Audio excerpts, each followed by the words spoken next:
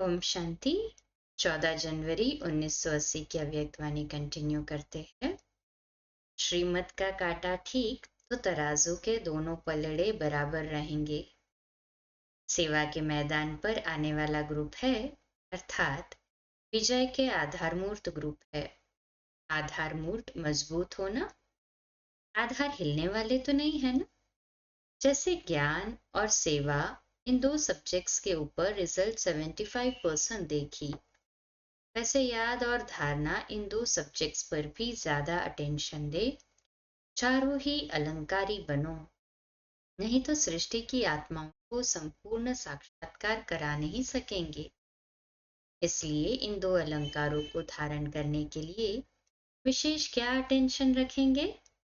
Double सेवाधारी हो, लौकिक और ईश्वरीय। शरीर निर्वाह अर्थ और आत्म निर्वाह अर्थ डबल सेवा मिली हुई है, और दोनों ही सेवा बाप दादा के डायरेक्शन प्रमाण मिली हुई है। लेकिन दोनों ही सेवाओं में समय का, शक्तियों का समान अटेंशन देते हो? तराजू के दोनों तरफ समान रखते हो? काटा ठीक रखते हो कि बिना काटे के तराजू रखते हो? काटा है श्रीमत।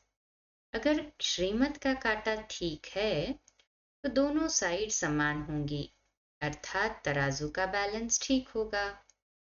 अगर काटा ही ठीक नहीं है तो बैलेंस रह नहीं सकता। कोई कोई बच्चे एक तरफ का वजन ज्यादा रखते हैं। कैसे? लौकिक जिम्मेवारियां निभानी ही हैं ऐसे समझते हैं, और ईश्वरीय जिम्मेवारियां निभानी तो है ऐसे कहते हैं। वह निभानी ही है और वह निभानी तो है, इसलिए एक तरफ का वजन ज्यादा हो जाता है।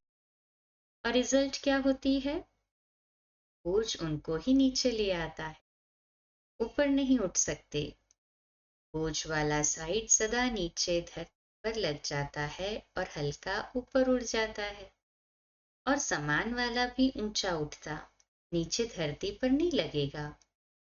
धरती पर लगने के कारण धरती के आकर्षण वश हो जाते हैं। बोझ के कारण ईश्वरीय सेवा के मैदान पर हल्के होकर सदा सफलता मूर्त नहीं बन सकते। कर्म बंधन के, लोक लाज के बोझ नीचे ले आते हैं। जिस लोक को छोड़ चुके उस लोक की लाज रखते हैं, और जिस संगम युग व संगम लोक के बन चुके उस लोक की लाज रखना भूल जाते हैं। जो लोक भस्म होने वाला है उस लोक की लाज सदा स्मृति में रखते, और जो लोक अविनाशी है और इसी लोक से भविष्य लोक बनना है, उस लोक की स्मृति दिलाते भी कभी कभी स्मृति स्वरूप बनते हैं। गृहस्थ व्यवहार और ईश्वरीय व्यवहार दोनों में समानता रखना, अर्थात सदा दोनों में हल्के और सफल होना। फिर दूसरा है गृहस्थ व्यवहार नहीं, ट्रस्ट व्यवहार।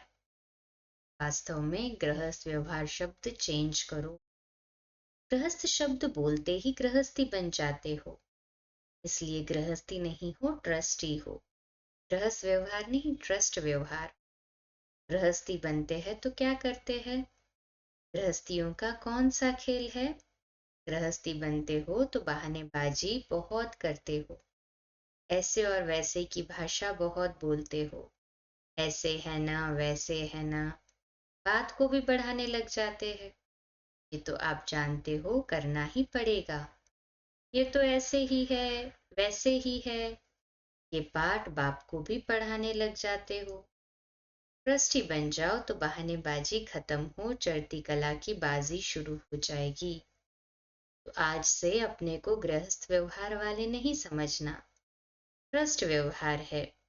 जिम्मेवार और है, निमित्त आप हो।